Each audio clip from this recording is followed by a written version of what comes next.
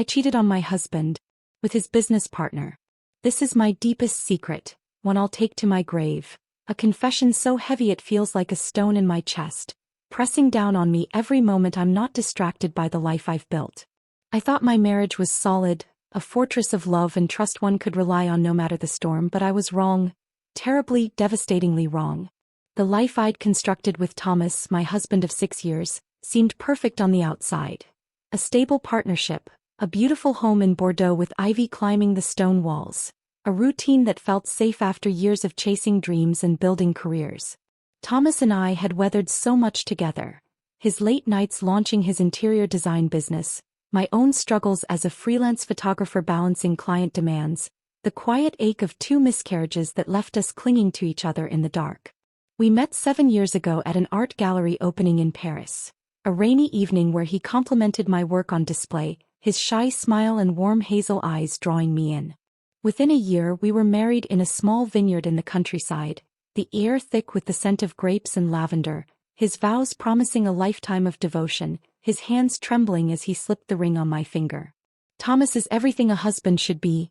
Kind, patient, the kind of man who brings me coffee in bed on Sundays, who leaves little notes on the fridge telling me I'm beautiful, who holds me through every heartbreak with a steadiness that makes me feel safe. But I betrayed that love, shattered that trust, and not with a stranger or a fleeting fling. The man I committed this betrayal with was his best friend, his business partner, Daniel. And the worst part, the part that keeps me awake at night staring at the ceiling while Thomas sleeps beside me, is that I don't even regret it, not fully. This truth haunts me, a weight that grows heavier with each sunrise, a confession I can never take back, a sin I keep locked in the darkest corners of my mind, fearing it will one day shatter everything I've built, everything I've pretended to be.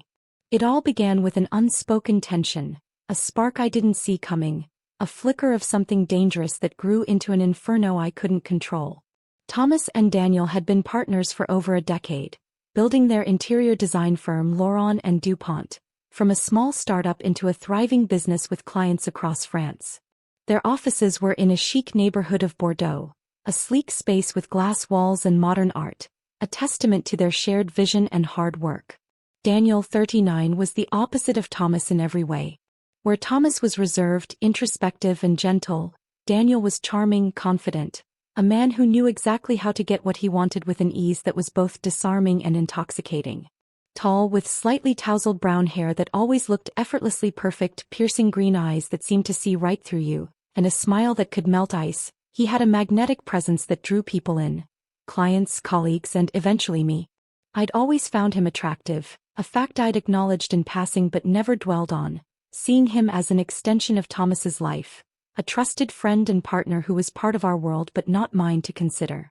We'd see him at business dinners, holiday parties, the occasional barbecue at our house, where he'd charm everyone with stories of his travels to Italy or his latest project, a minimalist villa on the French Riviera. But over the past year I started noticing things that made my heart race in a way it hadn't in years.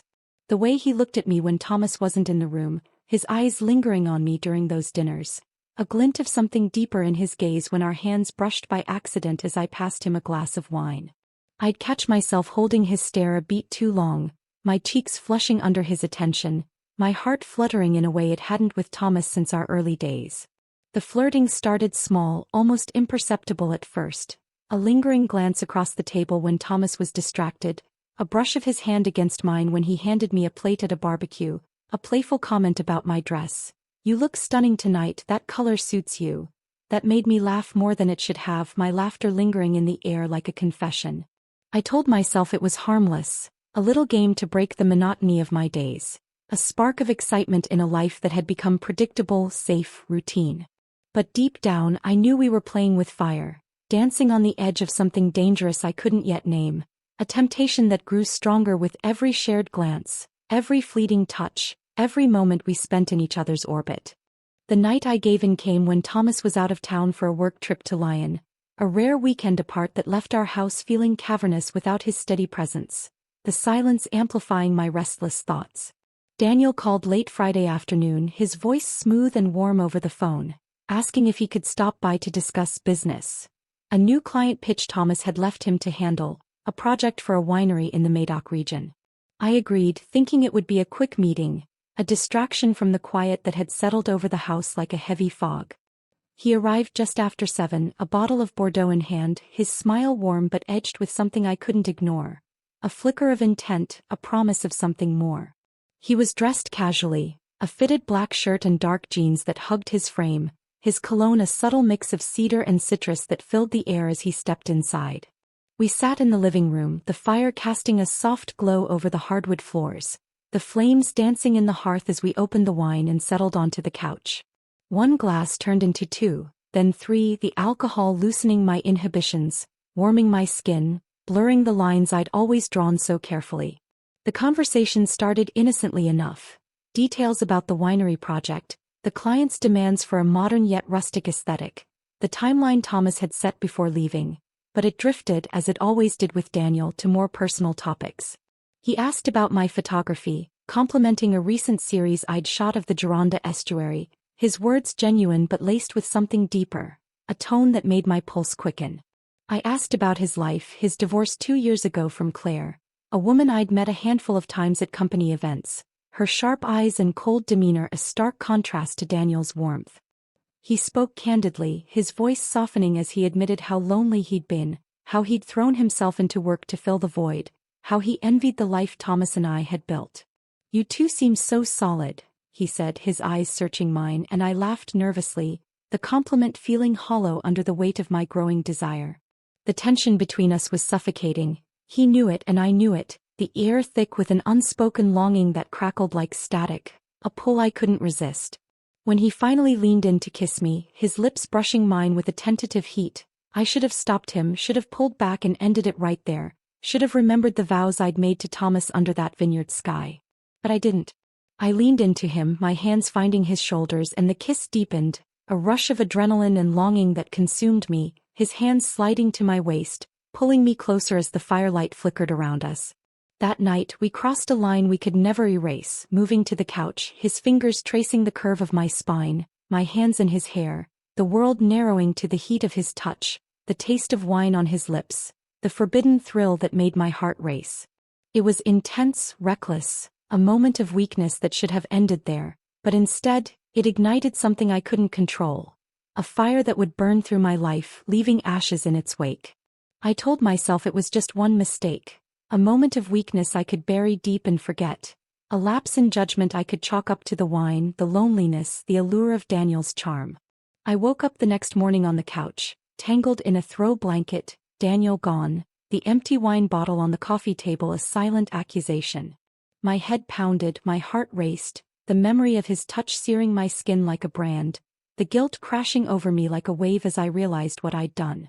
I'd cheated on Thomas, the man who loved me unconditionally, the man who'd held me through every storm, the man who deserved better than a wife who'd betrayed him in our own home. I showered, scrubbing my skin raw, trying to wash away the evidence of my sin, but the shame lingered, a constant ache in my chest that wouldn't fade. I vowed to end it there, to never speak of it, to rebuild the walls around my heart and be the wife Thomas deserved. But then the text started.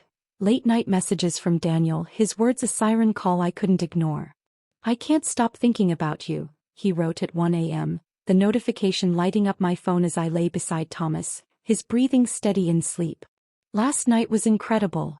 I need to see you again." My fingers hovered over the screen, my mind screaming to block his number, to confess to Thomas and beg for forgiveness, to end this before it spiraled further. But my heart, my traitorous, reckless heart, wanted more. I craved the rush he gave me, the escape from the life I'd settled into, the feeling of being desired in a way Thomas hadn't made me feel in years.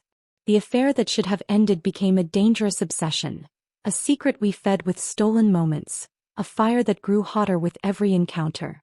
We started meeting in secret, at hotels on the outskirts of Bordeaux, in his office after hours when the staff had gone home, even in my own home when Thomas was away on business trips. Every encounter was more intense, more dangerous than the last, the risk of getting caught adding fuel to the flames. One afternoon we met in his office, the blinds drawn, the hum of the city outside a distant murmur. He pulled me onto his desk, papers scattering to the floor, his hands sliding under my blouse, my breath hitching as he kissed my neck, the risk of someone walking in making my pulse pound. I could hear the faint voices of employees in the hallway, the occasional ring of a phone, the sound of footsteps passing by, and it only made the moment more intoxicating, the danger heightening every sensation. His lips were hot against my skin, his fingers firm on my hips, and I surrendered completely, my body trembling under his touch, the world fading to the rhythm of our breaths.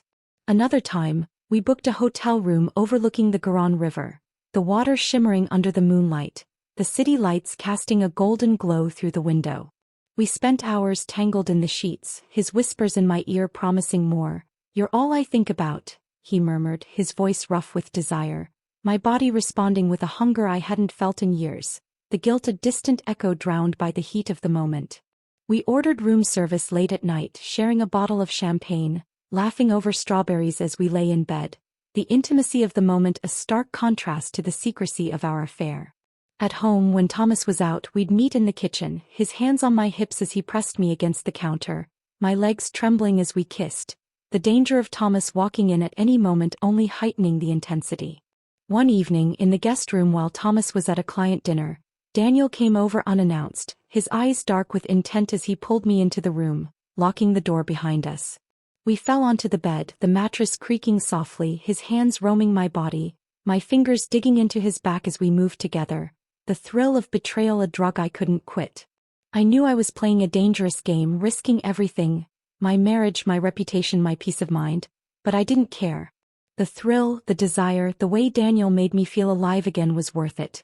A high I chased with every stolen moment, a fire I fed with every lie I told Thomas. The close calls started piling up, each one a stark reminder of how fragile my secret was, how close I was to losing everything.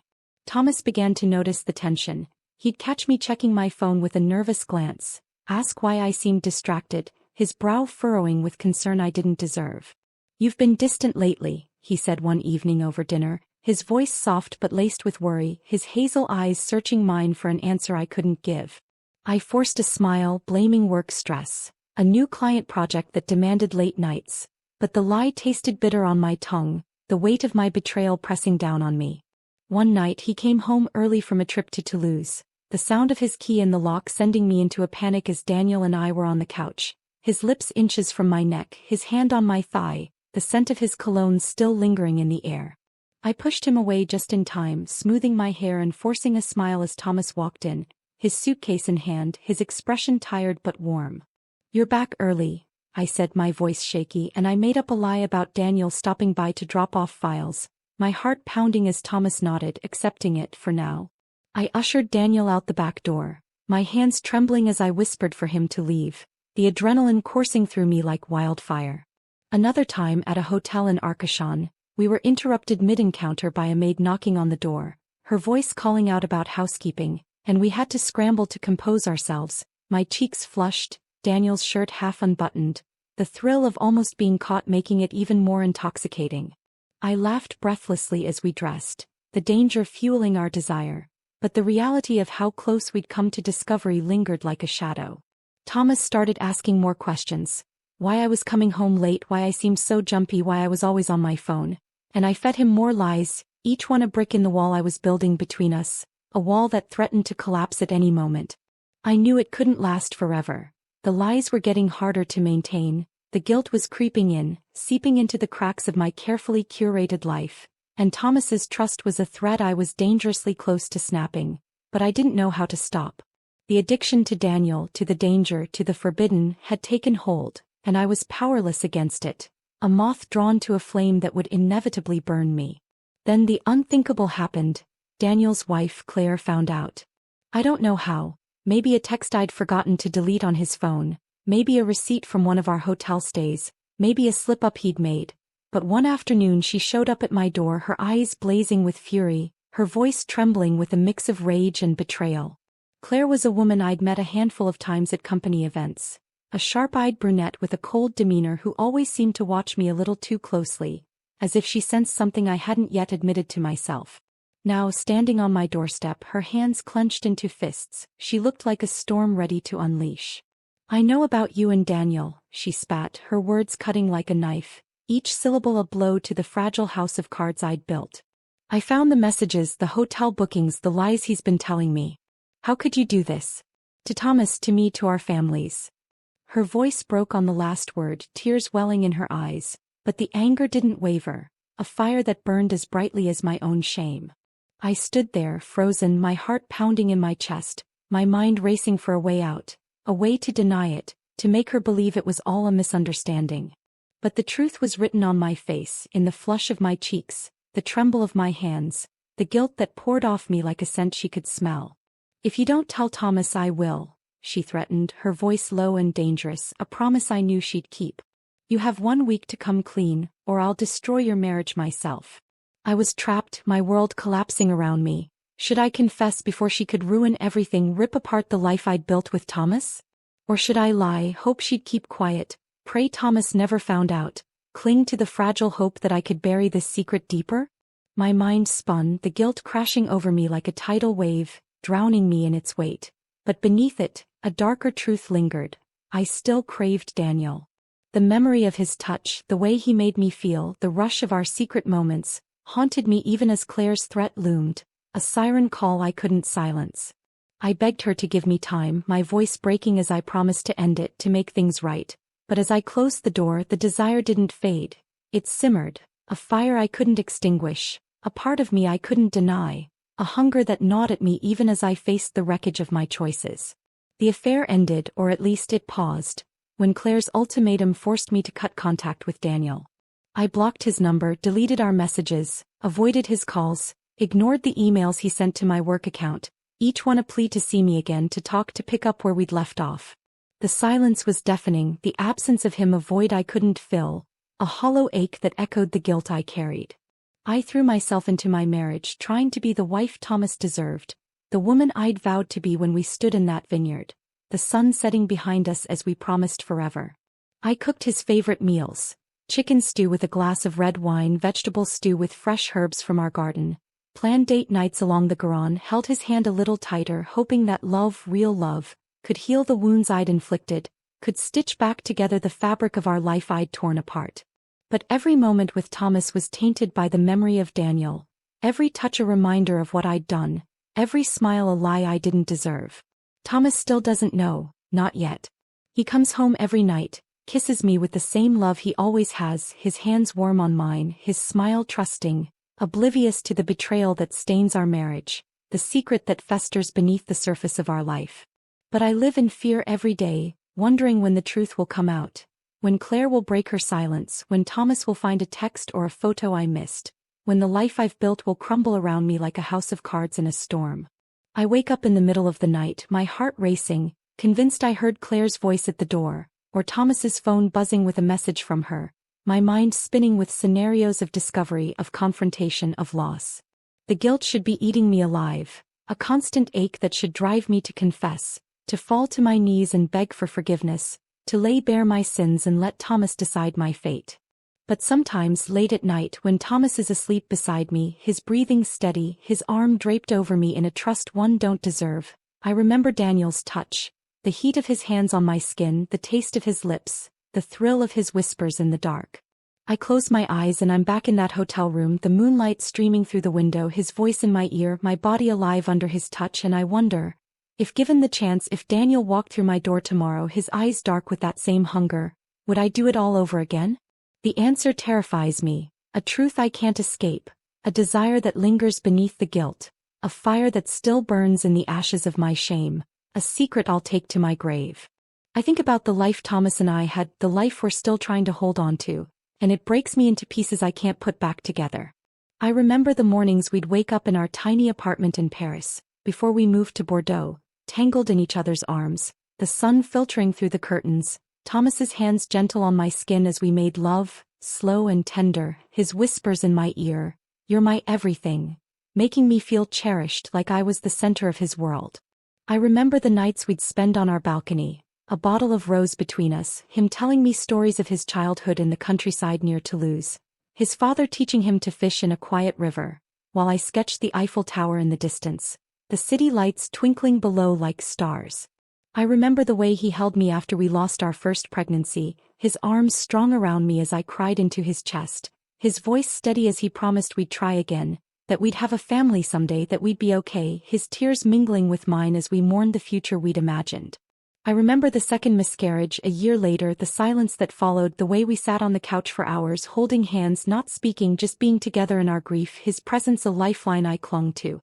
I remember our wedding day, the way he looked at me as I walked down the aisle, my dress trailing through the grass, his eyes shining with love, his vows promising a lifetime of devotion, a lifetime I'm now betraying with every memory of Daniel, every lingering thought of what I did.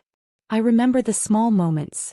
The way he'd laugh at my terrible attempts to bake bread, flour dusting my cheeks as he kissed me, the way he'd surprise me with peonies on random Tuesdays, knowing they're my favorite, the way he'd hum old songs under his breath while cooking dinner, his voice soft and off-key but beautiful to me. Those memories feel tainted now, every smile a reminder of my betrayal, every touch a lie I don't deserve, every moment a dagger in my heart that twists deeper with every passing day, every quiet night, every unanswered prayer for forgiveness. The guilt is a constant ache, a shadow that follows me everywhere, a weight that grows heavier with every sunrise, every moment I look into Thomas's trusting eyes. I see Daniel sometimes. At business dinners Thomas insists I attend, at the office when I drop by with lunch, his presence a reminder of the sin we share, a ghost that haunts the edges of my life. He looks at me with a knowing smile, a silent acknowledgement of our secret, his green eyes holding a promise, a temptation, a question I can't answer. I look away, my hands trembling, praying Thomas doesn't notice the tension, praying Daniel doesn't say something that will unravel everything, praying I can keep this secret buried deep.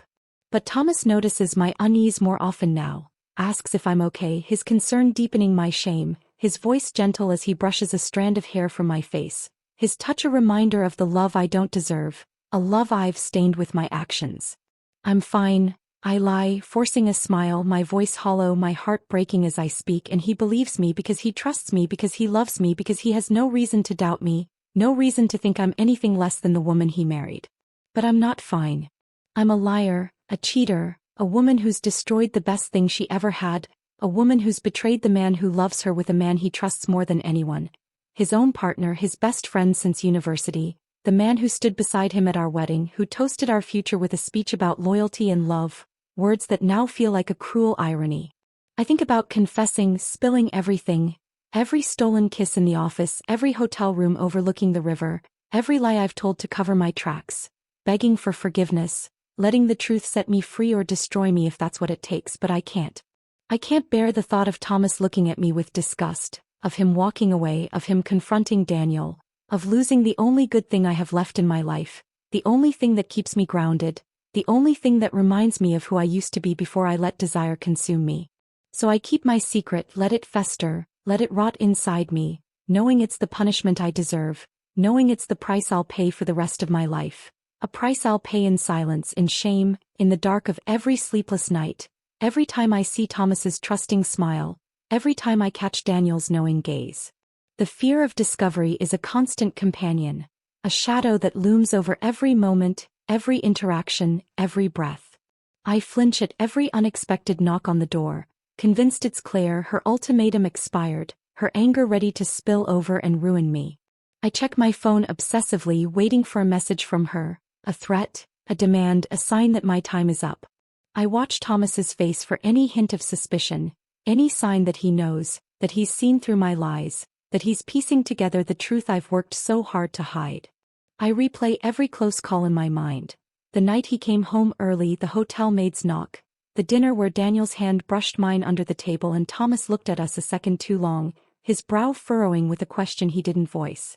I wonder what Claire is doing, if she's told her friends, if she's confided in someone who might tell Thomas, if she's waiting for the perfect moment to strike, to exact her revenge on me for stealing her husband's affection, for breaking her trust as much as I've broken Thomas's. I wonder if Daniel has tried to reach out to her, to explain, to beg her to stay silent, or if he's accepted her decision to leave him, to move on, to let me face the consequences alone. I wonder if he thinks about me as much as I think about him, if he lies awake at night replaying our moments together, if he craves me the way I crave him, a longing that defies reason, that defies the wreckage we've caused. The uncertainty is a torment, a prison I've built for myself, a cage of my own making where every sound, every glance, every moment is a potential threat, a reminder of the life I've jeopardized. I try to distract myself, to focus on the present, to rebuild what I've broken, but the past is a ghost that won't leave me alone. I take up new projects, photographing the vineyards of Bordeaux, the cobblestone streets of Saint-Emilion, the waves crashing along the coast at Cap Ferret, hoping the click of my camera can drown out the memories, the guilt, the desire.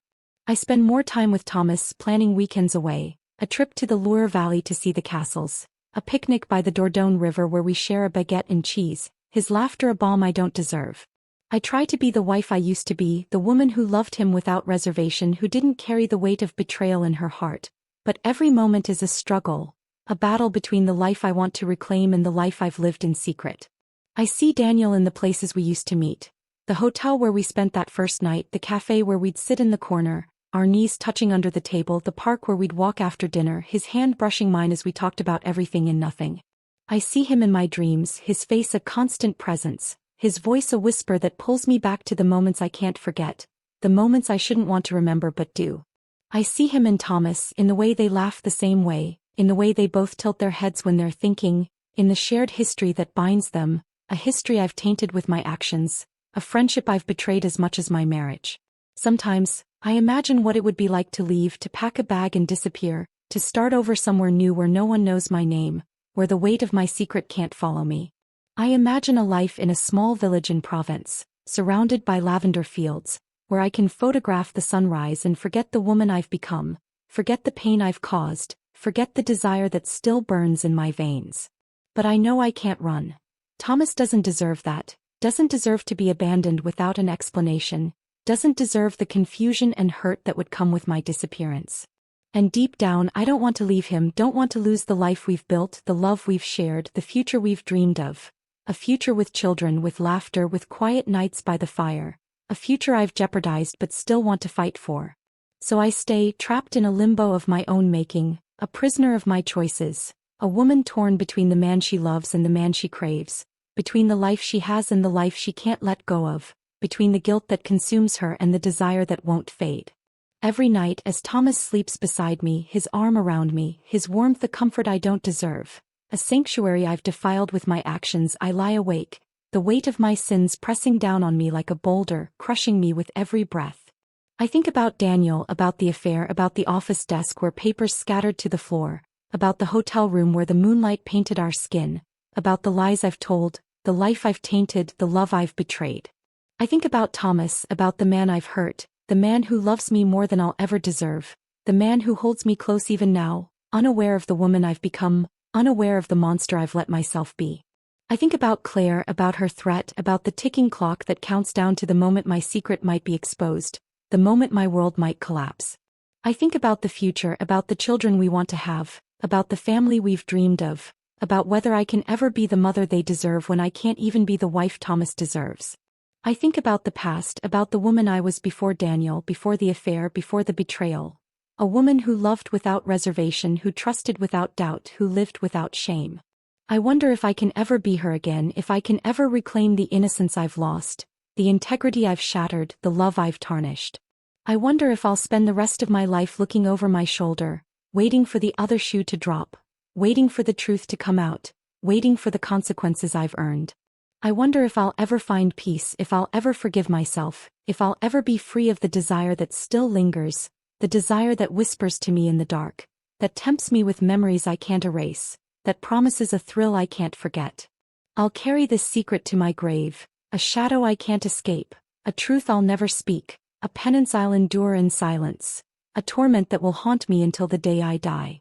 And maybe that's my fate, a life of silent suffering, a love I can never truly accept, a husband I can never truly deserve, a forbidden desire that burns beneath the ashes of my guilt, a sin that defines me more than I'll ever admit. Maybe this is the price of my choices, the cost of my weakness, the burden of my betrayal. A life where every moment of joy is tainted by shame, every moment of love overshadowed by guilt, every moment of peace disrupted by fear.